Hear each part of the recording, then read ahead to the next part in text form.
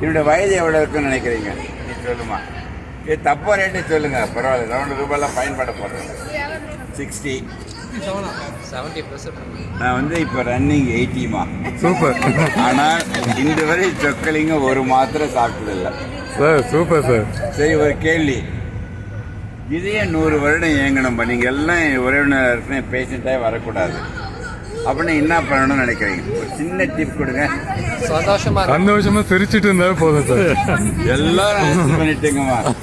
So மகிழ்ச்சி மட்டும்தான் இதயத்திற்கு தேவை. நீ வச்சிருக்கின்ற நகையோ காரோ படிப்போ எதுவுமே உன்னை காப்பாற்றாது. நீ மகிழ்ச்சியாக இருந்துட்டா இதே அது பாட்டு 100 வருடம் இயங்க வேண்டும். ஸோ மகிழ்ச்சியை மட்டும், மகிழ்ச்சி இழந்தால் ஒரு நொடியில் உங்களை அழிச்சிட்டு போயிடும். அவ்வளோதான். அந்த மகிழ்ச்சி ஒன்று தான் காப்பாற்றணும். நிறைய பேர் எல்லாத்துக்கும் அடையணும்னு நினச்சி எல்லா வசதியும் பெற்றாம்மா.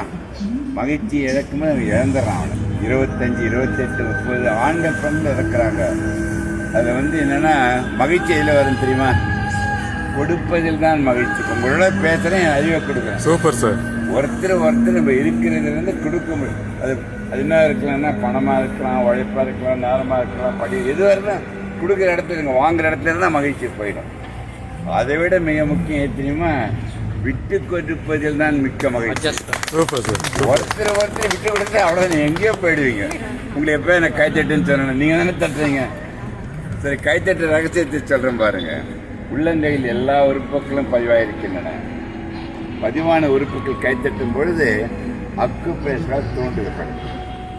தூண்டப்பட்டவுடன் அந்த உணர்வு மூளைக்கு போகுது. மூளையிலிருந்து அந்த உணர்வு எல்லா உறுப்புகளும் சென்றடைந்து இதயத்தை சேர்த்து 100 வருடம் இயங்க வைக்கின்ற சக்தி நீங்கள் பலமாக கைத்தட்டுவதால் மட்டும்தான் உண்டு என்று நான் சொல்ல வருவேன். என்னுடைய அருமையான கருத்து. அதுதான் நான் சொன்னேன் அடிக்கடி. இந்த 56 வருடம் இதயத்தில் இருக்குமா. உங்களெல்லாம் தந்தை பெரியார் கேள்விப்பட்டிருக்கீங்களே? காமராஜ், அண்ணா, எம்ஜிஆர், கருணாநிதி, ஸ்டாலின், இவங்களுக்கு எல்லாருக்கும் சொக்கலிங்க டாக்டராக இருந்தோம்மா. சூப்பர்.